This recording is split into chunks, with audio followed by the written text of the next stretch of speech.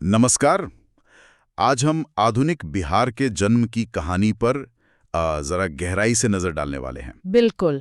ये सिर्फ एक राज्य के बनने की कहानी नहीं है, बल्कि ये इस बात की पड़ताल है कि भारत की आज़ादी के उस तूफानी दौर में बिहार ने अपनी राजनीतिक और आप कह सकते हैं भौगोलिक पहचान कैसे गढ़ी। सही कहा।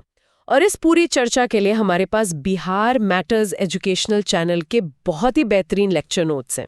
ये नोट्स हमें सिर्फ तथ्य नहीं देते, बल्कि उस दौर की जो सोच थी, जो मजबूरियां थी, उनको समझने में भी मदद करते हैं। तो हमारा मिशन साफ है।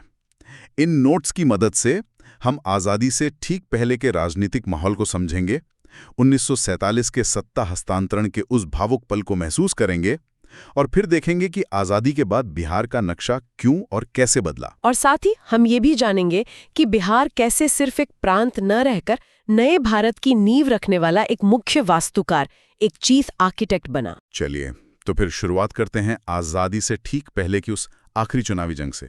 साल था 1946। माहौल में तनाव भी था और एक उम्मीद भी। हाँ, एक अनिश्चितता का माहौल था। बिल्कुल।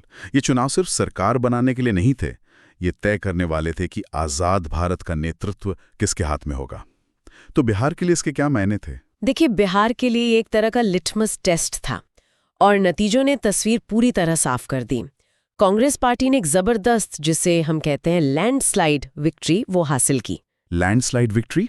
आंकड़े क्या कहते हैं? कुल 152 सीटों में से 98 सीटें जीतना, ये एक बहुत बड़ा मैंडेट था। इसने ये साफ कर दिया कि बिहार की जनता आज़ादी के लिए कांग्रेस के नेतृत्व पर ही भरोसा कर रही थी। 98 सीटें? ये वाकई एक बहुत बड़ा आंकड़ा है। इस जीत के बाद 2 अप्रैल 1946 को डॉक्टर श्री कृष्ण सिंह ने दूसरी बार मंत्रिमंडल बनाया। लेकिन उस वक्त का राजनीतिक माहौल सिर्फ कांग्रेस तक तो सीमित नहीं था। विपक्ष में कौन था? ये बहुत जरूरी सवाल है।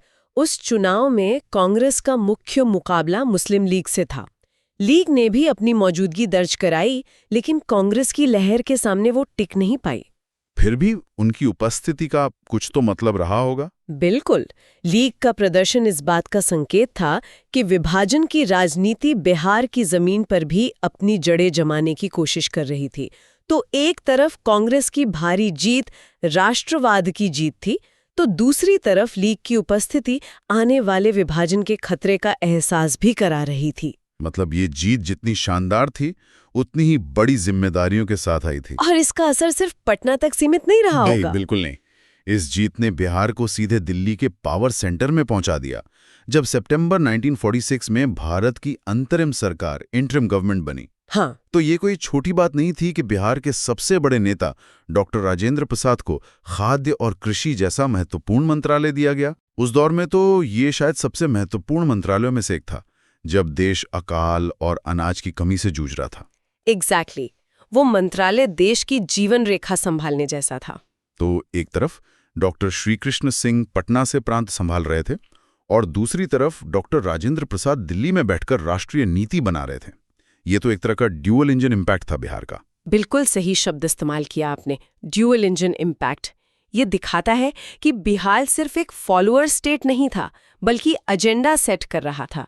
यहाँ के नेता सिर्फ स्वतंत्रता सेनानी नहीं थे, वे बेहतरीन प्रशासक भी साबित हो रहे थे। और 1946 के चुनाव ने इसी नेतृत्व पर जनता की मोहर लगा दी थी। जी। तो ये राजनीतिक मंच तैयार हो चुका था और फिर वो ऐतिहासिक दिन आया जिसका सदियों से इंतजार था। 15 अगस्त 1947। पूरे देश में एक अजीब सी खामोशी और जश्न का मिलाजुला माहौल था। बिहार ने इसे कैसे अनुभव किया? बिहार में यह हस्तांतरण बहुत ही शांत और गरिमापूर्ण तरीके से हुआ। प्रशासनिक स्तर पर जयराम दास दौलतराम ने स्वतंत्र बिहार के पहले राज्यपाल के रूप में शपथ ली। अच्छा। और डॉक्टर श्री कृष्ण सिंह मुख्यमंत्री के पद पर बने रहे, जिन्हें उस समय प्रीमियर कहा जाता था।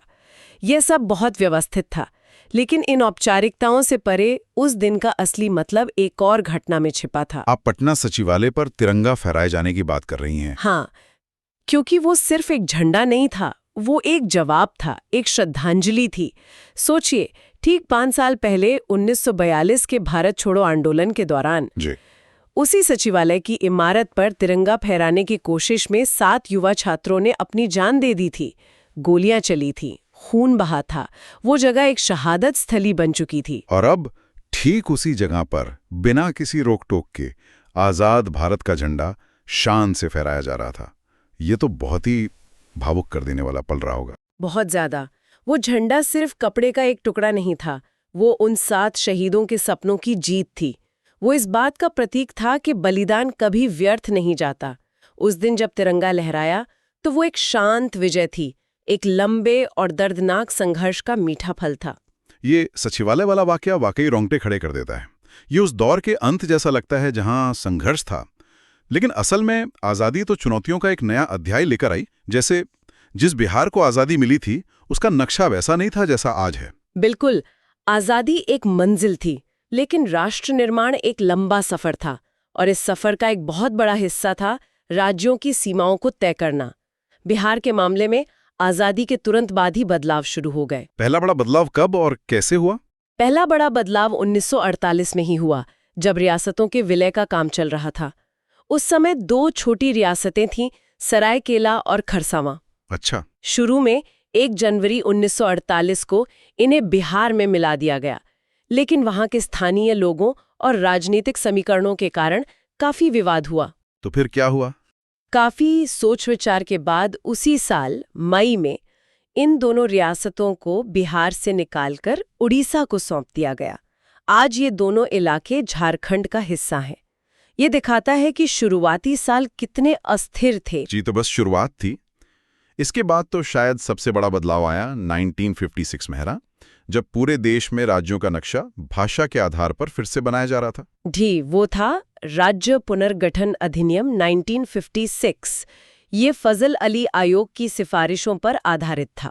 और इसका मुख्य सिद्धांत था एक भाषा एक राज्य। हाँ, और इसी सिद्धांत के कारण बिहार को अपनी जमीन का कुछ हिस्सा पश्चिम बंगाल को देना पड़ा। हमारे सूत्रों के मुताबिक इसमें पुरुलिया जिले का एक बड़ा हिस्सा शामिल था। बिल्कुल, उस समय के मानभूम जिले का एक बड़ा हिस्सा, जो पुरुलिया सब डिवीजन था, वो बंगाली भाषी होने के कारण पश्चिम बंगाल को दे दिया गया।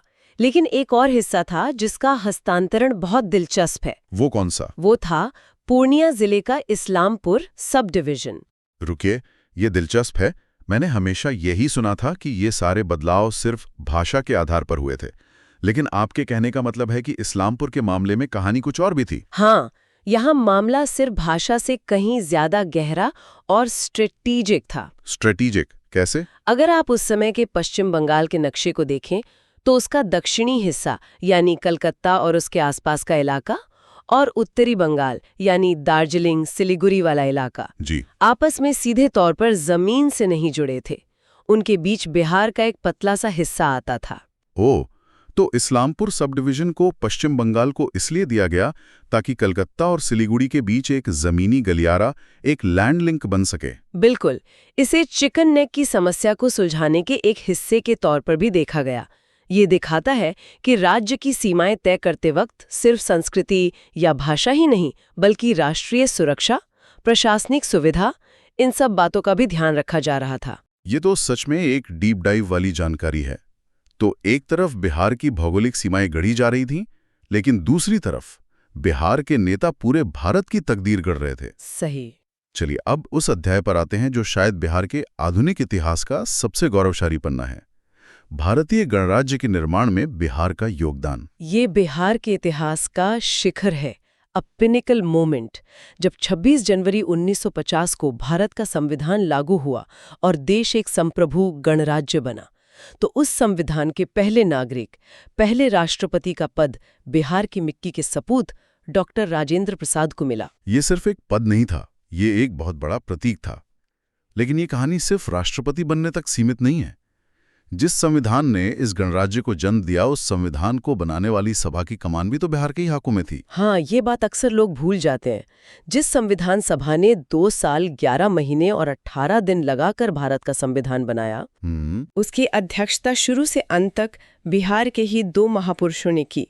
जब संविधान सभा पहली बार बैठी तो उसके सबसे वरिष्ठ सदस्य होने के नाते डॉक्टर सच्चिदानंद सिन्हा को उसका अस्थायी अध्यक्ष यानी इंटरिम प्रेसिडेंट बनाया गया। ये एक सम्मान था उनके ज्ञान और अनुभव का। बिल्कुल, और उनके बाद स्थायी अध्यक्ष के तौर पर डॉक्टर राजेंद्र प्रसाद को चुना गया, जो आखिर तक उस भूमिका में रहे। ये कोई संयोग तो नहीं हो सकता? देश के इतने बड़े बड़े नेताओं के बीच संविधान सभा के दोनों अध्यक्ष बिहार से होना, ये उस समय बिहार के राजनीतिक और बौद्धिक कद के बारे में क्या बताता है? ये कोई संयोग नहीं था, ये बिहार के दशकों के योगदान का नतीजा था।